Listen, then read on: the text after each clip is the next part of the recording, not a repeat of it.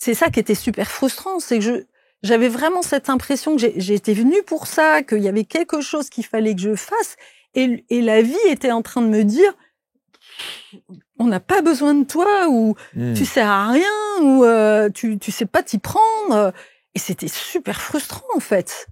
Je veux aider, et tout ce qu'on me renvoie, c'est tu fais chier le monde, quoi. Bienvenue, merci d'être avec nous, commentez, partagez cette émission avec mon invité. Elle s'appelle Carole Le Picard, et vous savez que j'aime particulièrement commencer chaque émission, chaque entretien, chaque rencontre avec une petite phrase qui est souvent extraite du parcours de vie de mon invité. Et j'ai choisi cette phrase toute simple: une aventurière, une pionnière, une initiatrice de la quête de soi et de la quête de sens. Et vous allez voir que son parcours de vie est inspirant aujourd'hui, et elle a envie évidemment de rayonner au plus grand nombre pour apporter son expertise et son accompagnement. Carole Le Picard est donc ici. Bonjour Carole. Bonjour Marc. Merci infiniment de vous être installée. Merci à vous. Sur ce canapé, je suis très content que vous soyez là. Bienvenue de Chambéry. Oui, tout à fait. De l'Ain. De l'Ain, exactement. On va parler de votre parcours de vie. J'ai dit que vous étiez une aventurière, une pionnière, une initiatrice de la quête de soi et de la quête de sens. La quête de sens, la quête de soi, c'est le chemin d'une vie. Ah oui, ça, oui. Et au départ, c'était pas vraiment prévu au programme. Hein. Pas vraiment. Non.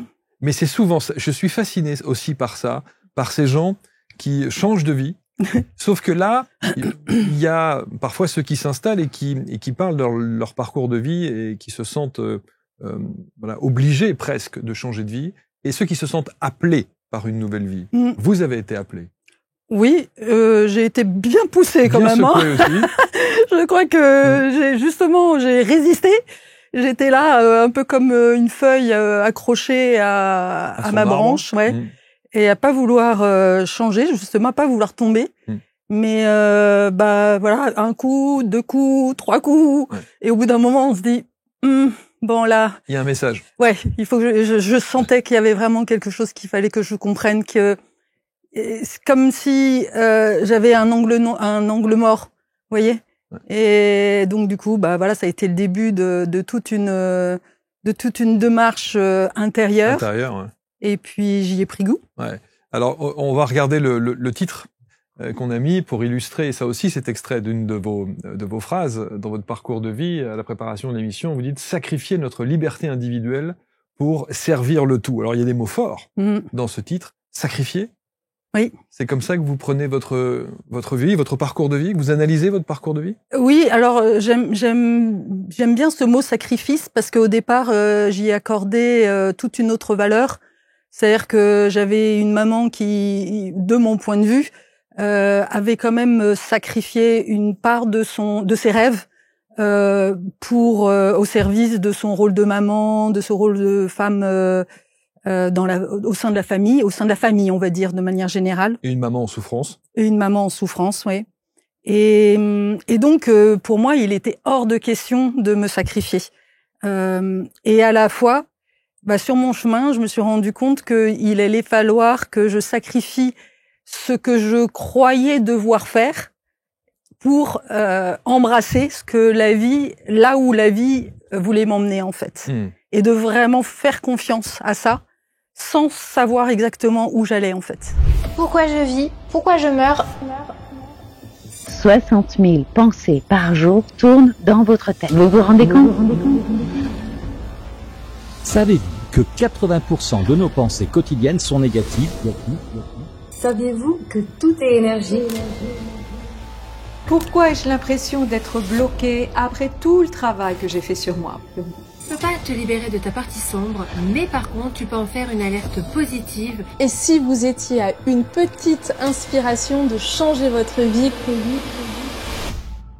Pour moi, rire, c'est vivre. Retrouvez-moi lors des ateliers ABC Talk, corps, âme, esprit, qui se tiendront les 30 novembre et 1er décembre prochains à Lille. À 9h à l'hôtel Mercure, aéroport de Lille. Rendez-vous sur le site d'ABC Talk. Vous pouvez d'ores et déjà réserver sur le site. Rien que pour vous, un atelier 100% immersif qui va transformer votre vie. Une grande expérience humaine, un moment de communion unique. Prenez date dès maintenant et à très bientôt. Beaucoup de bonheur, d'amour, de sérénité. Je vous dis à très vite et je vous embrasse.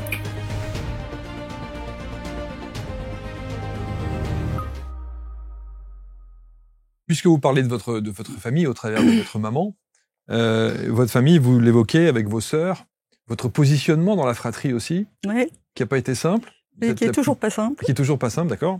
La petite troisième, c'est ça? Oui, c'est ça. Voilà. Le mauvais rôle, comme vous l'appelez. Oui, tout à fait. Le vilain petit canard de la famille. Ah, bah là, oui, carrément, oui. Ouais. Enfin, disons, pas tant que j'allais dans le sens de la famille, tant que je répondais aux valeurs de la famille, tout allait bien. Mais c'est à partir du moment où j'ai commencé à aussi évoquer des choses et parler de choses sur les réseaux, de mon enfance, de ma vision de mon enfance, bah là ça a grincé en fait. C'est un déni de réalité? Oui, pour moi, oui, mais à la fois c'est compliqué parce que oui, il y a du déni, mais moi j'ai été aussi dans le déni pendant 40 ans. Donc je le comprends, ce déni. Il y a cette phrase toute faite, cette expression bien française qui dit est-ce que toutes les vérités sont bonnes à dire? Est-ce qu'il fallait dire ce que vous avez dit et ce que votre famille a pris de plein fouet? De mon point de vue, je continue à croire que oui, sinon je serais pas ici. Parce que je vois aussi que c'est en donnant mon histoire, en parlant de mon histoire et en révélant un certain nombre de vérités qui ne sont que les miennes, hein, c'est mon point de vue, que du coup ça ouvre des visions et ça amène des gens vers moi qui se reconnaissent en fait dans mon parcours et qui se disent ah bah oui, là en fait ça fait des années que je vais pas bien, que je souffre, que je vais de thérapeute en thérapeute sans savoir exactement ce qu'il y a, et elle va peut-être pouvoir m'aider en fait. Et en effet, en général, ça match. Ça match. Autre mot très important dans votre titre, hein, sacrifier notre liberté individuelle pour servir le tout, c'est la liberté individuelle. Avons-nous tous une liberté individuelle? De mon point de vue, non, pas vraiment. C'est aussi une illusion, ça. Moi, je crois vraiment, et quelque part, c'est le fruit de mon parcours, que on a une destinée, que l'on est là vraiment pour servir et œuvrer dans quelque chose, et que on n'a pas vraiment de choix. En tous les cas, un certain nombre de personnes, je dirais pas forcément tous, mais voilà, les personnes qui sont au service, oui, elles ont à faire un parcours individuel justement pour servir le tout, quoi. Et le tout, c'est le troisième mot. C'est fort, évidemment, pour servir le tout, qui a une notion qui est une notion aussi, pardonnez-moi, très abstraite pour certains aussi. Oui. Mais, et d'ailleurs, pour certains, je m'inclus dans le lot. Qu'est-ce que le tout?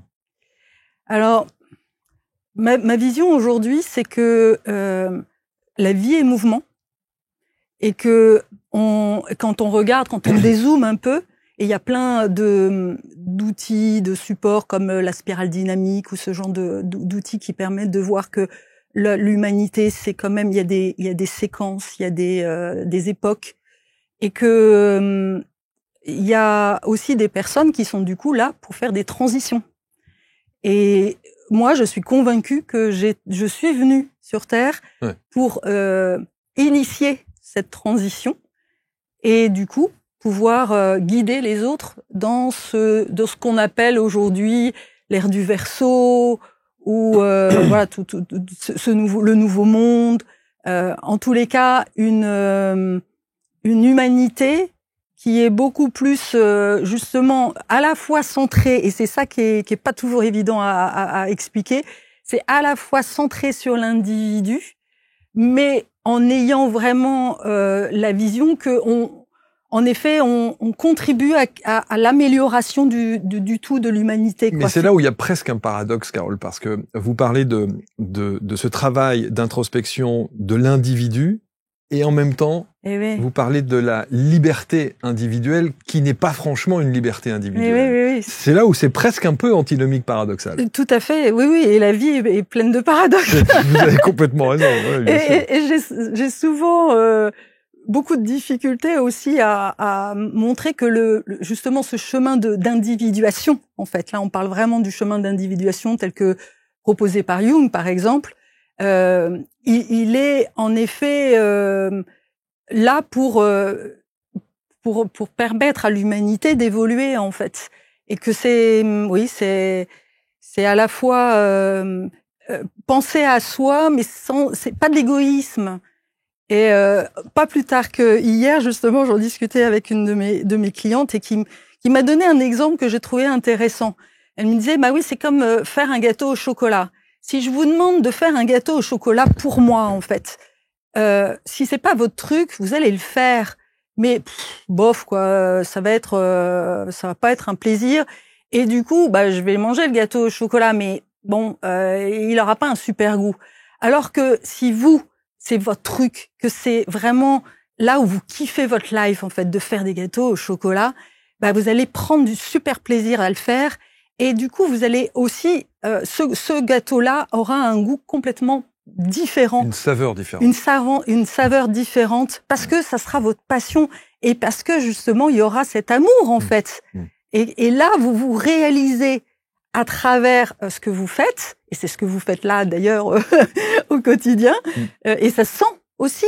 Moi, si je suis là aujourd'hui, c'est pas c'est pas un hasard, c'est parce que je sens que il y a justement une envie, un plaisir de partager, et c'est ça qui m'intéresse. C'est pas juste être à la télé ou sur les réseaux, quoi. C'est l'échange en fait qui m'intéresse. Et c'est un vrai plaisir. Je ne mange que les gâteaux au chocolat, je ne les fais pas. Parce qu'il vaut mieux pas que je les fasse. Ah bon. Voilà, même si je le fais avec amour, on peut aussi rater un gâteau au chocolat fait avec amour. C'est vrai. C'est possible Mais aussi. c'est bien sûr. Donc on peut faire des choses avec la conviction et la conscience de l'amour et puis se vautrer. Oui. Et alors attention, pour moi, le fait de se vautrer fait partie du processus. Et oui, et c'est justement parce que vous n'allez pas simplement prendre une recette, mais que vous allez chercher. Ah oui, tiens, un petit peu de ci, un peu de ça. Et voilà. Et c'est pour ça que votre gâteau sera différent et qu'il apportera quelque chose à l'univers de la pâtisserie. Si on en tout cas, vous avez cette liberté individuelle qui, aujourd'hui, vous permet d'avoir choisi votre chemin de vie, même si parfois il vous a été imposé par la vie, et on va voir de quelle manière. Vous êtes chaman, vous êtes thérapeute, et alors, ce qui est assez intéressant, c'est le titre que vous avez choisi. Remettons l'image, et vous avez choisi le titre de thérapeute en crise de vie. Waouh! Ah oui. Mais alors, là, parce que si on prend ça comme ça, de prime abord, comme ça, hop, au premier jet, ça fait « je suis une thérapeute en crise de vie ». Non mais on pourrait faire ça. Oui, c'est vrai. Mais d'ailleurs, quand je l'ai lu... Quand on lit ça comme ça, on se dit « thérapeute en crise de vie ». Oui. Mais bon... Oui, thérapeute de crise de vie, mais alors ça fait bizarre aussi. Oui, c'est vrai. Alors, qu'est-ce que vous avez voulu dire par là? De tous ceux qui, à un moment donné, ne sont plus en phase avec eux-mêmes? C'est ça. Qui ressentent qu'il y a un décalage entre, surtout, ce que la vie leur montre. Et souvent, ça part aussi, évidemment, de mon expérience, je me suis fait virer 2 fois. Alors, une fois, on se dit, les salauds, et on part, avec l'étendard pour mettre l'employeur au prud'homme. Et l'injustice. Et voilà, et l'injustice, etc. Ouais. Et puis quand ça arrive 2 ans après, de nouveau, on se dit, là, il y a certainement quelque chose qu'il faut que je comprenne, quoi. Remise en question. Remise en question et sentiment que... Alors, j'étais déjà un petit peu sur le chemin, c'est-à-dire que je faisais du développement personnel, j'avais déjà fait un peu de thérapie, mais là, je sentais que la vie était en train de me dire quelque chose et qu'il fallait que je le comprenne, quoi, parce que sinon, j'allais me reprendre des claques comme ça tout le temps et je commençais à en avoir un petit peu marre. C'est déjà une chance extraordinaire que de prendre conscience. Je pense que c'est le point de départ. Et pour moi, ça a pris des années, en fait. Ça m'a pris, bien 10 ans de résister, de vouloir absolument gravir les échelons, continuer cette voie professionnelle qui vous était ouverte, hein. Ouais. En plus, ça. Vous étiez dans un grand groupe de communication, de télécommunication, au service marketing. Tout à fait. Donc alors, on est aux antipodes de oui. Certains développements personnels et autres spiritualités. Bien que dans les grands groupes comme ça, moi j'ai remarqué, je connais des gens dans les grands groupes qui essaient d'instaurer, notamment pour le bien-être de leurs salariés, une dimension spirituelle. Maintenant. Sauf qu'à l'époque, effectivement, c'était pas tout à fait... Dans les années 2000, c'était... Ouais. Alors, moi, j'ai eu vraiment beaucoup de chance parce que Quand même, dans les années 2000, et notamment, je ne sais pas si on peut le situer, Oui. citer, mais j'étais en effet chez Bouygues Télécom et j'ai participé à un projet qui était extraordinaire, qui était le lancement de l'Internet mobile, avec un projet qui s'appelait Sixième Sens, quand même. C'était intéressant, quoi. Oui, ouais, bien c'était, on était déjà un peu sur la voie. Si ça, c'est pas un premier message. Non, mais sérieux. Ouais, c'est vrai. Ouais, c'est vrai. Et vraiment, j'ai adoré parce que moi, j'étais responsable des partenariats et j'aidais justement les fournisseurs de contenu à pouvoir trouver déjà. Et c'est marrant parce qu'en préparant l'émission, forcément, ça m'a obligé à regarder un petit peu, à faire le fil de mon histoire. D'ailleurs, pardonnez-moi, Carole, je vous coupe, mais tous ceux qui s'installent là, qui font ce qu'on appelle la fiche de prod, qui nous permet d'avoir les éléments pour construire l'émission, nous disent tous que c'est déjà un processus et une première étape que d'écrire comme ça et de remonter sur les grandes étapes datées de leur vie. Moi, j'ai trouvé ça vraiment hyper intéressant et de me rendre compte que finalement, ce côté initiatrice, il a toujours été là. Parce que dans tous mes jobs, j'ai toujours initié. Chez Bouygues Télécom, j'ai initié l'Internet mobile. Quand je suis arrivée après chez Generali, j'ai initié tout ce qui était, comment on appelle ça, tout ce qui était communauté. Voilà, j'avais toujours comment on dit ça, une étape d'avant, quoi. Alors des fois, certainement un peu, comment on dit, tort d'avoir raison trop tôt. Précurseur, un peu à la hâte, quoi. Un peu trop en avance sur son temps. Exactement. Alors ça peut paraître assez présomptueux quand même, assez prétentieux quelque part. Oui. Il faut se dire, oh là là, mais je suis en avance sur mon temps. Oh là là. Oui, c'est vrai que ça peut, mais ça peut être perçu de cette manière-là. Oui, sûrement, oui, ça c'est clair. Et à la fois, c'est pas très confortable quand on le vit, et quand on vit surtout ce décalage. Alors chez Bouygues Télécom, j'ai eu la chance parce que j'avais justement des supérieurs qui étaient eux-mêmes vraiment des pionniers, et donc ça vibrait la même fréquence. J'aime bien aussi évoquer cette notion-là. On était sur la même longueur d'onde et on s'est vraiment réunis. C'était une petite équipe. On était déjà en mode un peu start-up dans l'entreprise. Là, il y avait quelque chose d'hyper précurseur que aujourd'hui les entreprises ont perdu et qui est, je pense, un des problèmes pour renouveler justement les idées dans l'entreprise.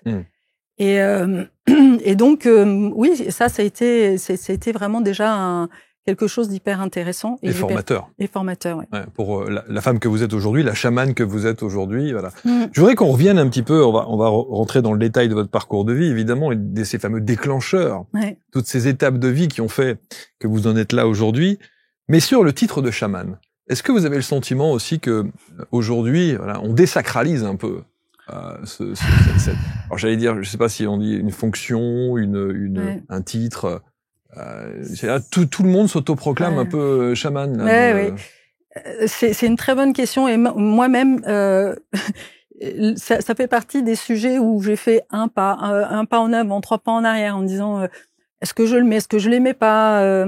Et puis à un moment donné, je me suis dit le constat, et qui est d'ailleurs très en lien avec le côté marketing, c'est que je me suis rendu compte qu'en effet, que ce soit dans l'entreprise ou dans le côté développement personnel ou même la spiritualité, il y a des sujets à la mode. Et le problème, c'est que c'est souvent ceux qui ne le sont pas qui se l'approprient, et ceux qui le sont, en fait, qui se mettent dans l'ombre et qui, du coup, ne sont plus visibles. Et je me suis dit, si je le fais pas, si j'affirme pas, sachant que j'ai quand même, moi, 3 ans de formation derrière moi, plus tout mon parcours de vie, donc vraiment une vraie légitimité derrière. Si je le fais pas, les gens qui vont chercher une chamane vont trouver les usurpateurs, mais et donc ils vont vivre des choses que moi j'ai vécues aussi sur mon parcours. Et du coup, j'ai vraiment pensé que là encore, c'est plutôt pour servir le tout que pour mon côté individuel. Parce que moi, il y a des fois où je me dis, est-ce que c'est pas un peu dangereux, quoi, quelque part aussi, parce que d'un point de vue du gouvernement, voilà, on est considéré comme des sectes. Enfin bon, ça peut être catalogué vite. Oui, c'est ça. Ouais. Et pointer des regards sur moi, mais à la fois, je pense que c'est important. Et puis aussi, pour une question de transparence. Parce que je sais que je suis puissante et je sais que, d'ailleurs, je le vois, les gens, quand ils viennent à moi, il y a des fois où ils ont un espèce de retour en arrière qui est très énergétique, de où est-ce que je m'embarque là? Là, avec celle-là, j'aurais pas la possibilité de m'échapper, quoi, en fait. Donc, et il y a des personnes qui finalement décident de pas bosser avec moi, et moi, voilà, si c'est que c'est pas le moment, il y a pas de problème. Mais donc du coup, le fait d'afficher, bah voilà, on sait où on va, quoi. Oui, et puis vous assumez. Exactement, j'assume. Vous assumez. On dit souvent aussi que on est parfois suivi, intronisé, chaman. Oui, oui. Ce qui était votre cas. Initié, oui, tout initié, à fait. Oui. Voilà. Oui, complètement, et où on attend cette phrase un petit peu presque libératrice qui dit tu es chaman. Et tu peux l'affirmer et le dire. Ça a été votre cas? Oui, oui. Bah, moi, j'ai suivi un parcours initiatique, voilà, chamanique. Alors, en France, pas en Mongolie ou voilà, ailleurs. Pas en Mongolie ou au Pérou. Et je pense que ça s'est fait comme ça. Bon, j'ai failli aller au Pérou, et puis ça s'est pas fait.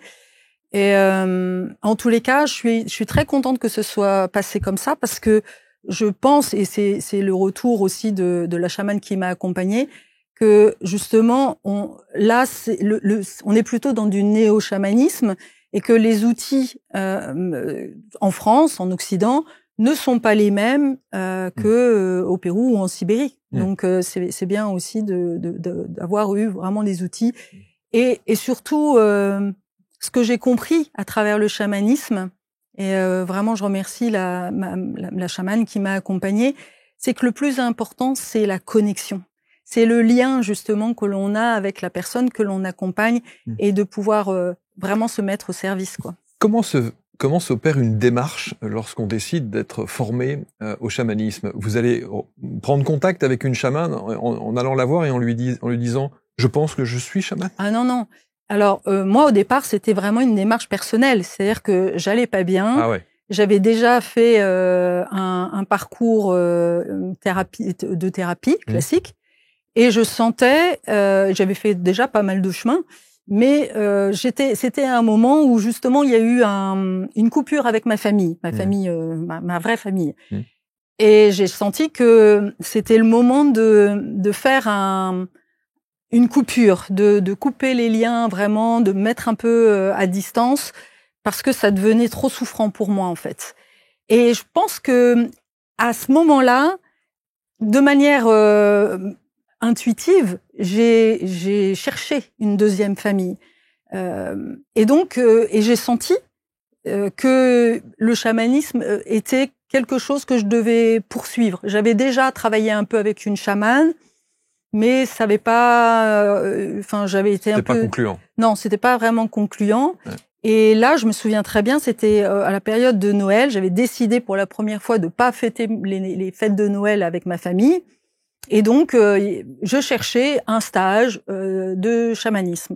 Et je suis tombée sur donc la maison de lettres, et où ils proposaient un peu tout ce que j'avais déjà, que j'aimais déjà. Il y avait les chevaux, il y avait les lettres hébraïques qui étaient déjà sur mon chemin, et puis le chamanisme. Et ils proposaient une initiation sur 4 jours.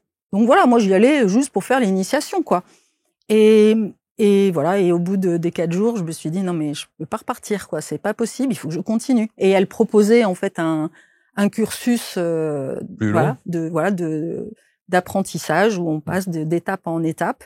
Et bien que ce soit à l'autre bout de là où j'habitais, parce qu'à l'époque j'habitais à Strasbourg et l'endroit était dans les Cévennes, donc ça faisait un peu de trotte. Mais je me suis dit, à ce moment-là, j'ai pensé à Corinne Sombrin, et je me suis dit bon. Elle est allée en Mongolie. Moi, finalement, je m'en sors pas trop mal.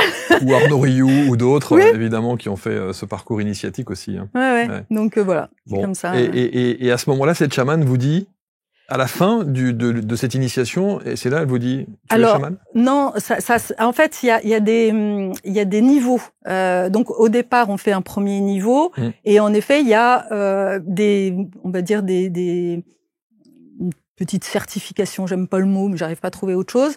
En tous les cas, on valide nos acquis, et on a déjà une première certification. Donc, et d'ailleurs, beaucoup de gens s'arrêtent là en disant je suis chamane. Moi, ça n'a pas été mon cas parce que je le faisais pas pour ça au départ. Mais au fur et à mesure que j'ai avancé, c'est là où je me suis sentie légitime. Et puis je voyais aussi au niveau de mes accompagnements qu'il y avait vraiment des choses qui transformaient vraiment. Donc, c'est ce que j'allais vous poser comme question. Qu'est-ce que ce parcours initiatique qu'est-ce que vous avez ressenti pendant toutes ces initiations-là? Qu'est-ce que ça a changé chez vous? Qu'est-ce que ça a transformé chez vous? Remué chez vous?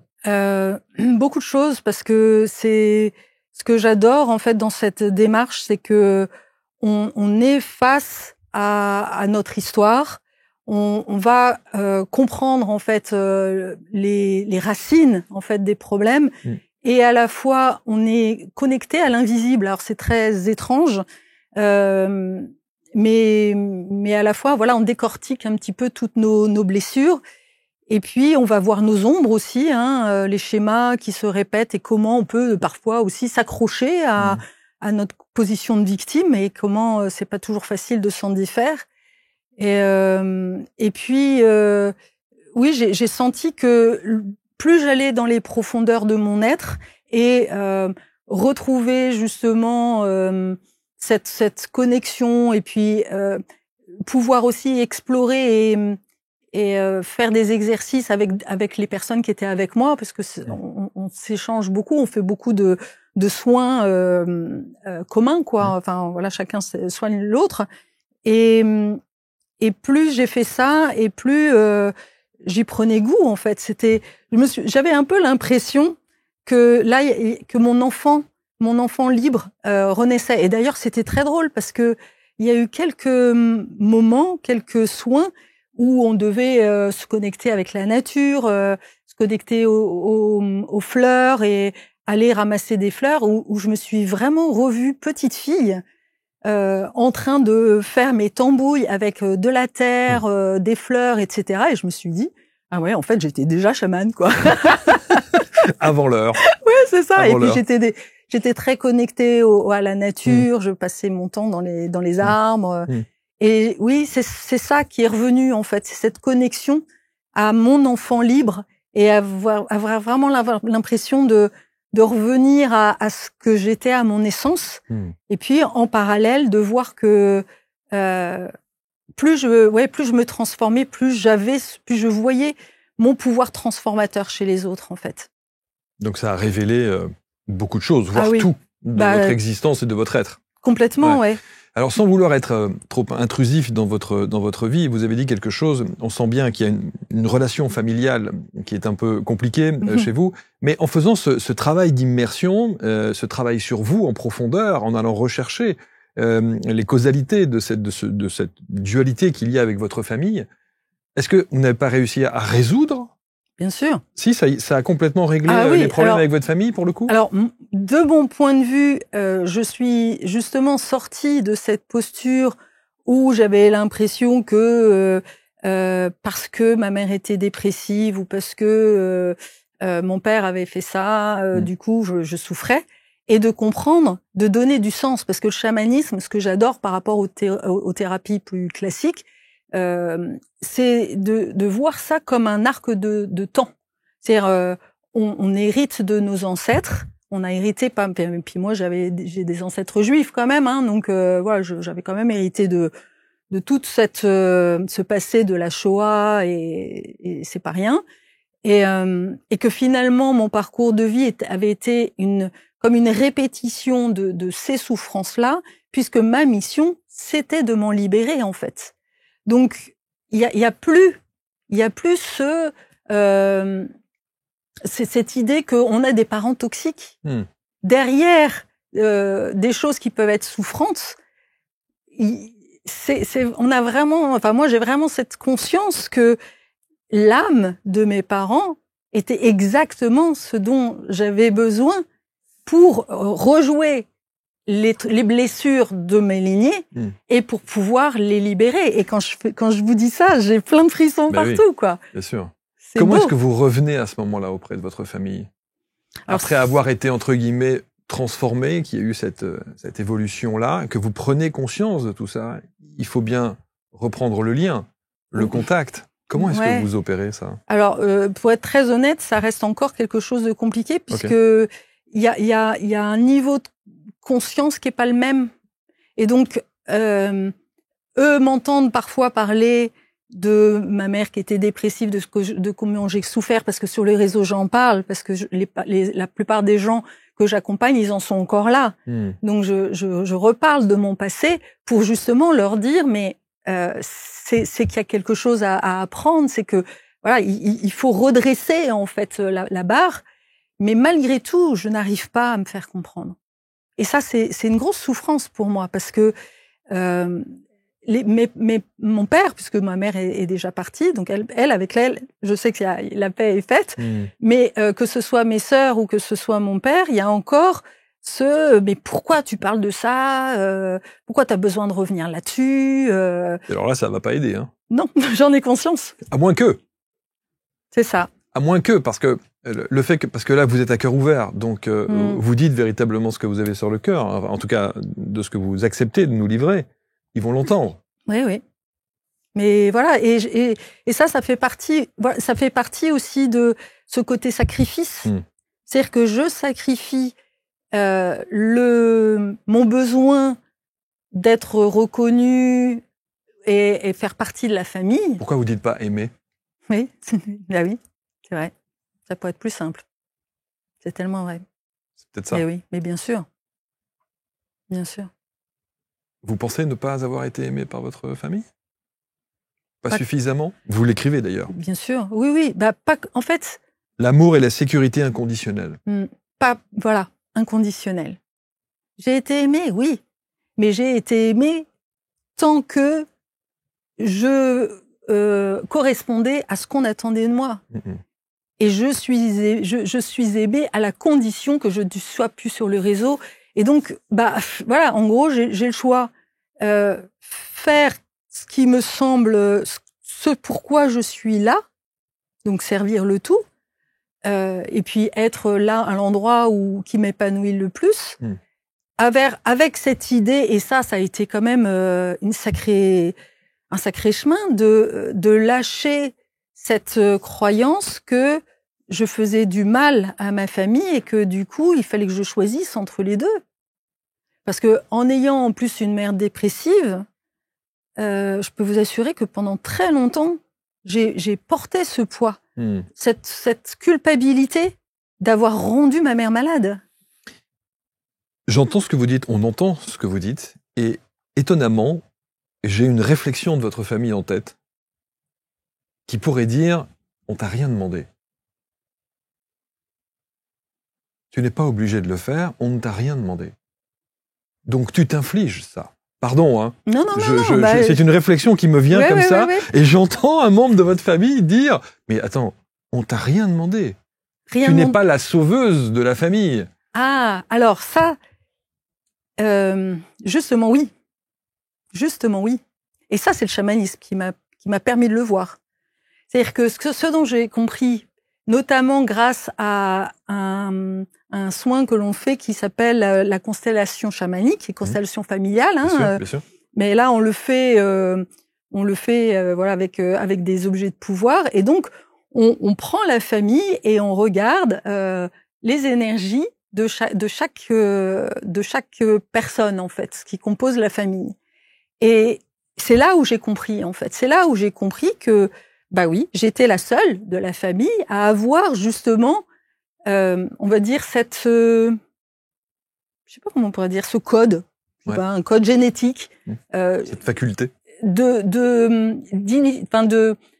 Qui amenait la famille à passer un cap, à changer justement de conscience, de niveau de conscience. Et que j'étais là pour, alors pas sauver la famille, mais guérir alors moi j'aime bien parler de femmes de ménage, de lignée.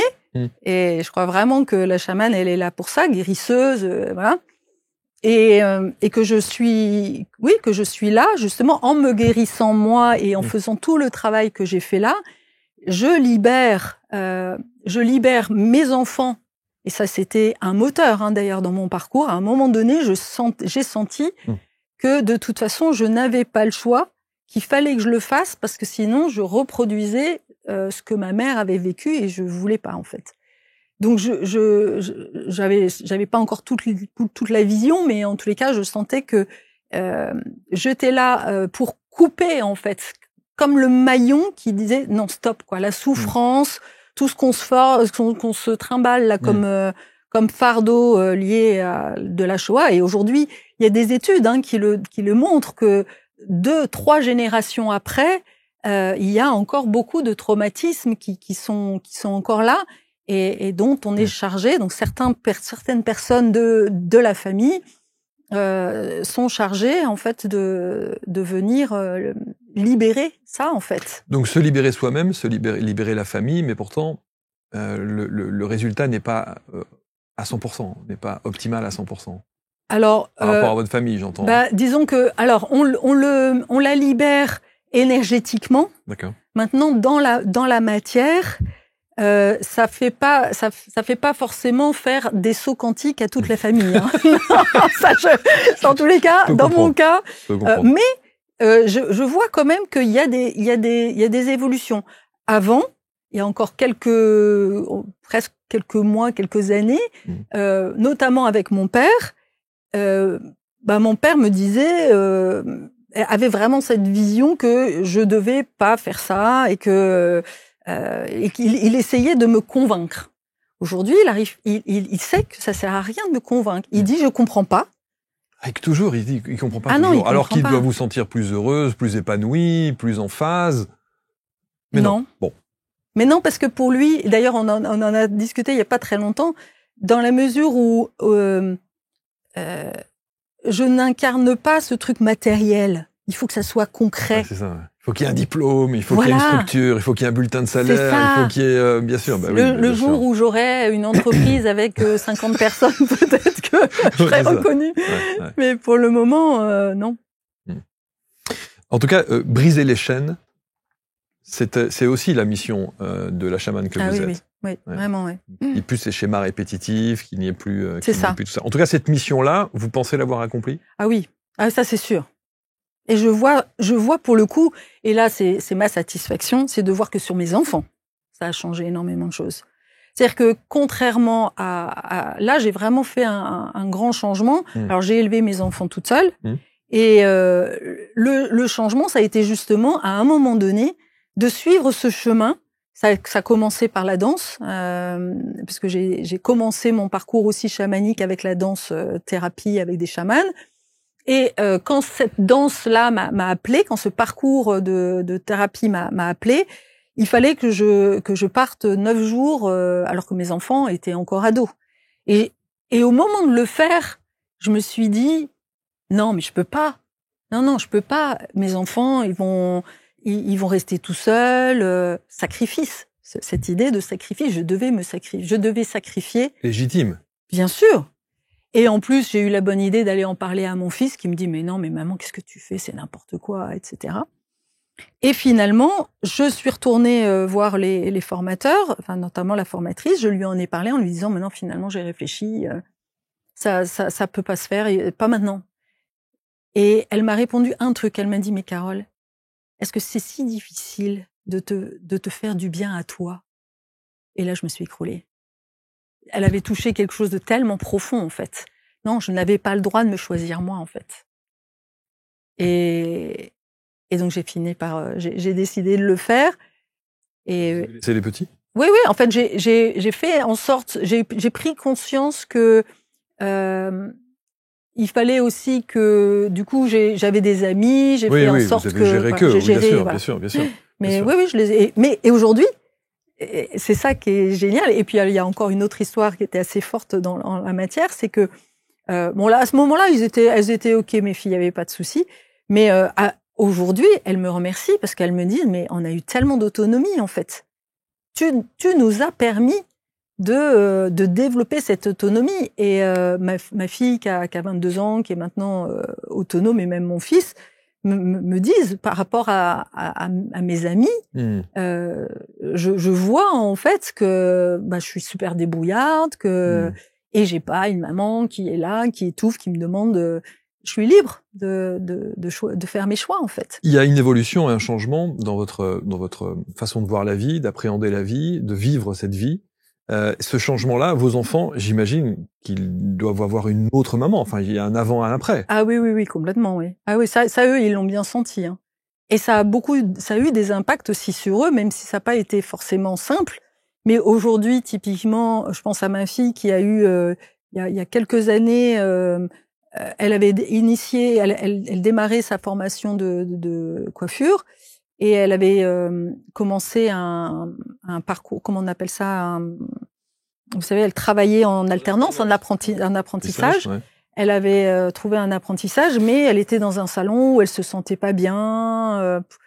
Voilà, elle était reléguée à faire du ménage et tout ça.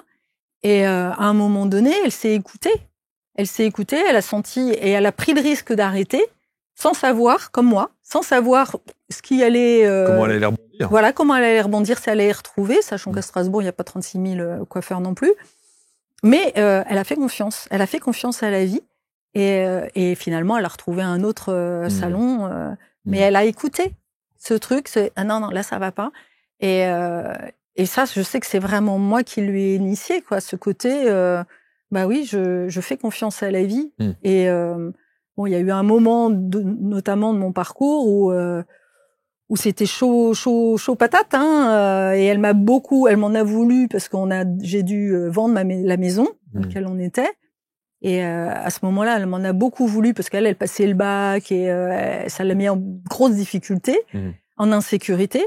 Mais n'empêche que 6 mois après, nous étions confinés et son bac, elle l'a eu dans la pocket. Donc finalement, c'était juste. Et ça, elle l'a gardé, elle l'a vécu en fait. Ce côté c'était juste, est-ce que c'est quelque chose que vous préconisez aux parents face à leurs enfants, d'expliquer le principe du c'est juste? Bien sûr. Pour moi, c'est fondamental d'apprendre à l'enfant de se respecter, de s'écouter, et puis de faire confiance, oui, de se dire qu'on a toujours quelque chose à apprendre de nos expériences, même les pires en fait. Ça, c'est pour moi la plus belle des leçons, mais il suffit pas de le dire aux enfants. Moi, ça, c'est un truc que j'ai vraiment compris, c'est que le rôle de parent, c'est surtout le vivre soi, et les enfants, ils le récupèrent énergétiquement. Je sais pas comment ça marche, puis ils le voient, quoi. Mais ça passe par nous, d'abord. Donc, vous êtes chamane, thérapeute. Qu'est-ce que être chamane en 2024 ? C'est, comme je vous le disais tout à l'heure, c'est déjà accepter son chemin de vie, faire l'expérience de cette transformation intérieure et pouvoir la transmettre aux autres. Et ça passe aussi quand même, je vois la plupart des gens qui sont sur ce parcours-là, c'est justement avoir, compris que la vie nous parle.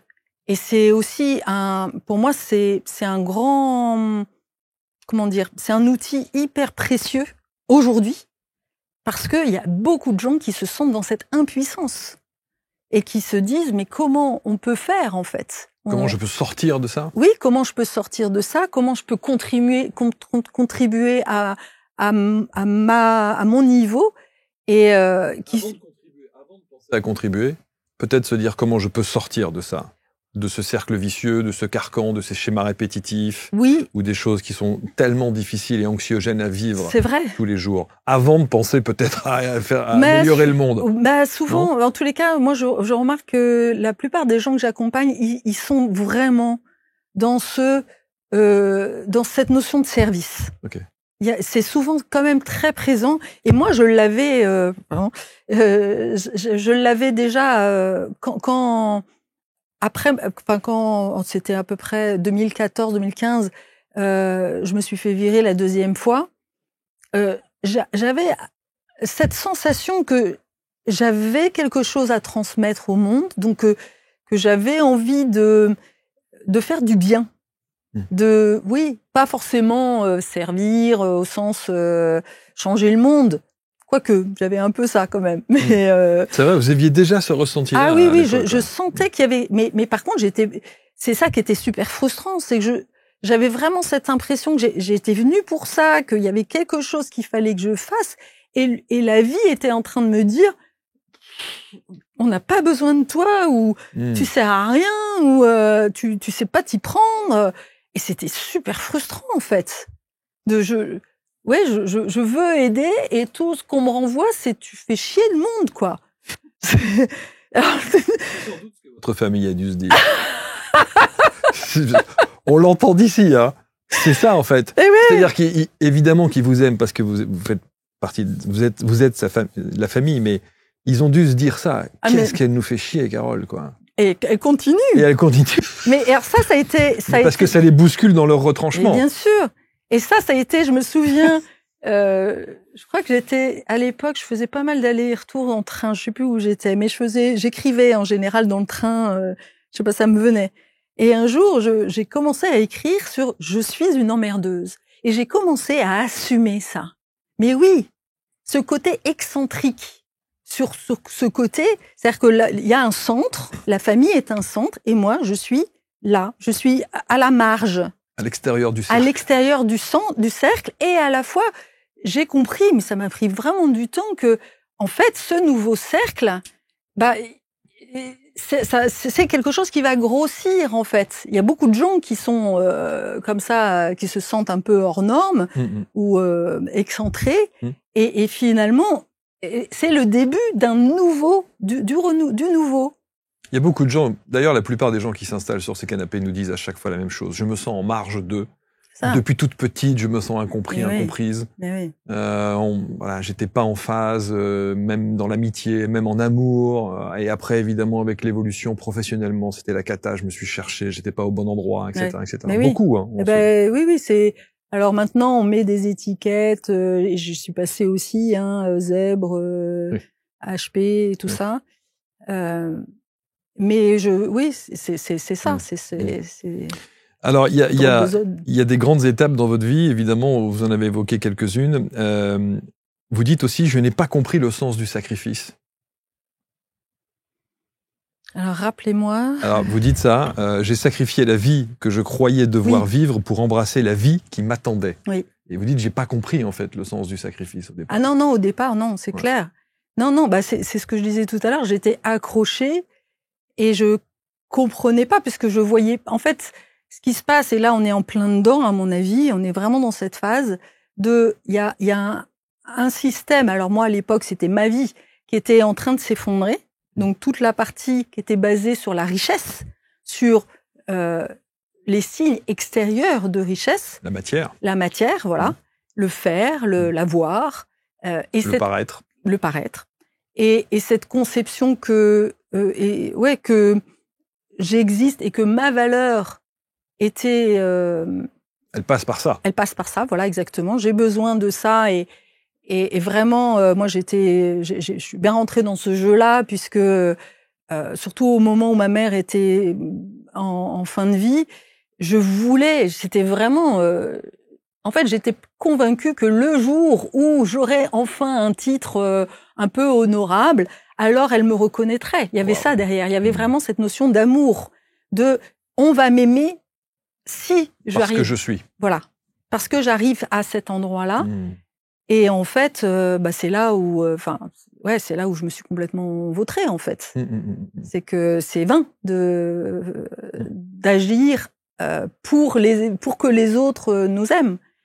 Et ça marche pas. Et en effet, au départ, je comprenais pas. Et c'est ce truc-là que je voyais pas, en fait, à quel point j'étais conditionnée, que mes actions, mes choix, étaient conditionnés par quelque chose qui était très inconscient, vraiment bien dans les profondeurs, et qu'il fallait que je vois, en fait. Comment se présente votre accompagnement aujourd'hui ?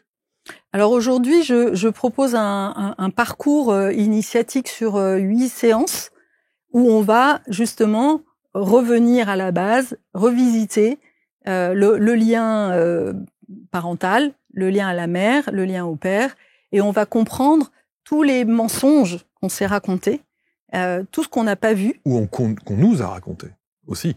Alors, moi, j'aime bien dire qu'on sait raconter. Okay. Parce que, bien sûr que ça vient forcément de l'extérieur, et à la fois, on le voit bien, deux personnes peuvent vivre exactement la même chose. Il y en a une, imaginons deux enfants, deux jumeaux même, qui se font bourlinguer, vont à la plage, ils se font emmener dans une vague. Il y en a un qui va rigoler, il va trouver ça très drôle, et l'autre qui va avoir l'impression d'avoir échappé à la mort. Donc c'est bien l'interprétation que l'on se fait qui... Oui, alors que c'est la même vague. Alors que c'est la même vague. Ouais. Et dans les familles, c'est pareil. On peut, moi, je vois bien, j'ai les mêmes parents que mes sœurs, mais l'histoire que je me suis racontée, et c'est vrai que mon histoire est quand même un peu différente, parce que ma mère est quand même dépressive quand elle me porte, et ça, j'ai compris aussi que c'était pas rien. Il y a un engrammage particulier, là, pour le coup. Oui, et c'est ça aussi qui fait que je suis là aujourd'hui, que j'avais à explorer cette mort, le côté chamanique, c'est ça aussi, moi, je suis plus à l'aise dans le monde du bas, comme on appelle en chamanisme, qui est le monde de l'inconscient, justement, presque que dans le monde réel, et c'est ça aussi qu'il a fallu que je comprenne, en fait. Donc 8 séances. Oui. 8 séances qui durent une journée à chaque fois? Non, qui durent 2 heures. 2 heures. 2 heures à chaque fois. Okay. Espacées d'une semaine ou de 2. Donc en visio aussi? Oui, ça peut se faire en visio ou en présentiel. Okay. Et ça passe beaucoup par le corps. Parce que c'est pas, contrairement justement à une approche thérapeutique, il y a des exercices que je donne à faire.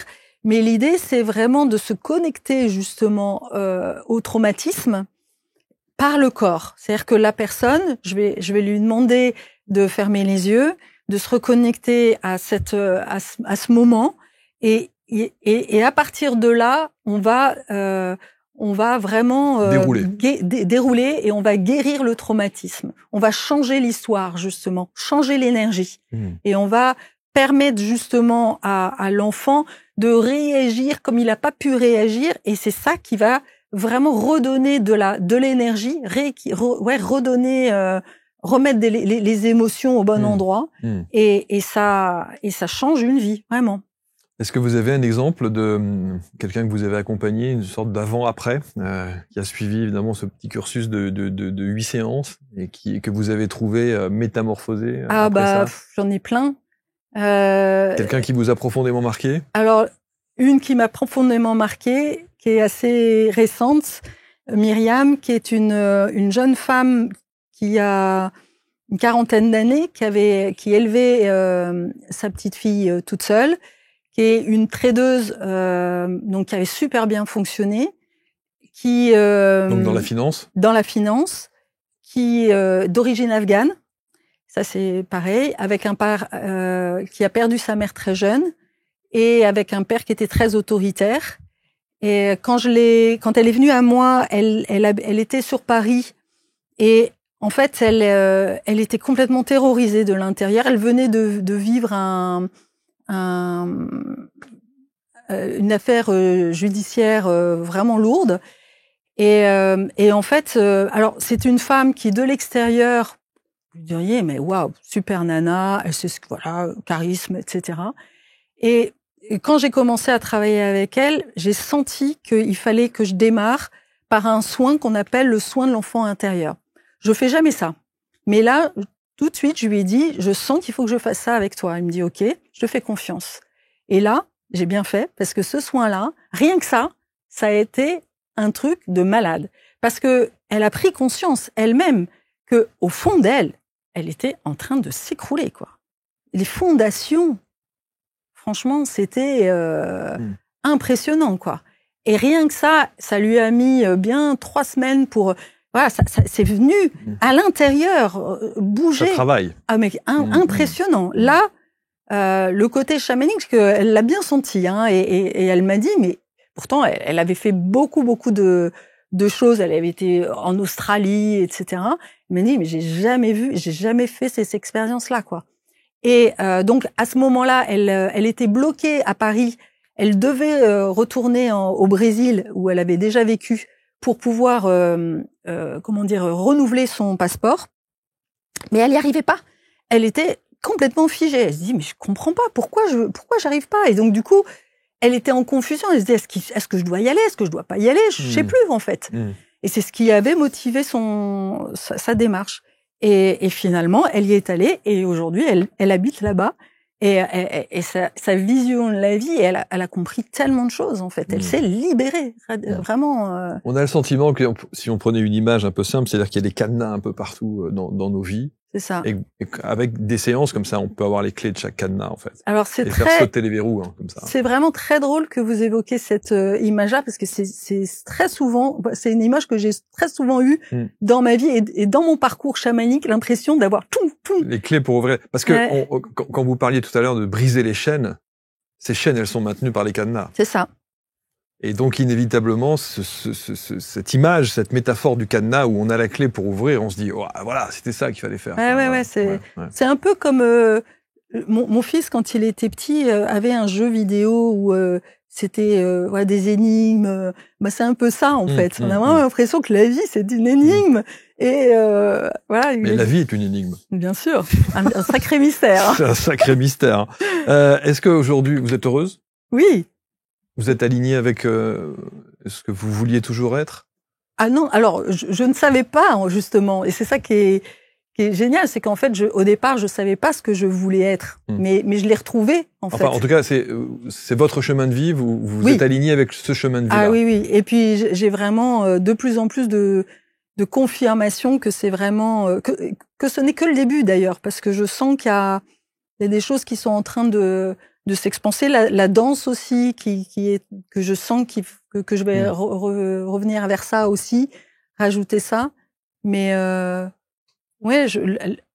que je vis au quotidien dans mon travail, et ça c'est une sacrée, pour moi c'est un vrai cadeau de se dire, je fais comme vous, faites un job mais vous vous éclatez, en fait, vous rencontrez des gens sympas. Je pense que c'est sans doute un des plus beau cadeau de la vie que de ne pas avoir la sensation de travailler, quoi. C'est ça.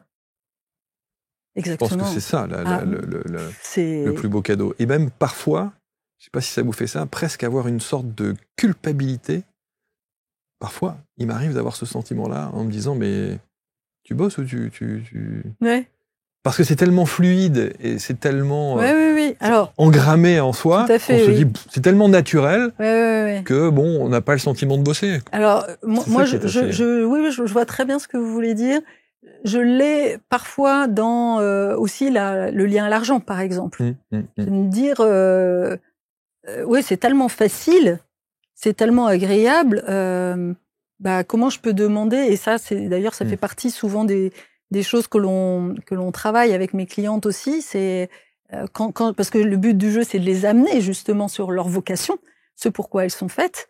Et donc, il y a cette relation de dire, mais oui, t'as le droit, justement. Ce rapport à l'argent en France est très, très compliqué. Ah oui, ça. Alors, non seulement le rapport à l'argent en France est compliqué, mais le rapport à l'argent en France, quand on parle de spiritualité, c'est encore pire. Et alors, je rajoute, quand on rajoute le côté féminin. En plus.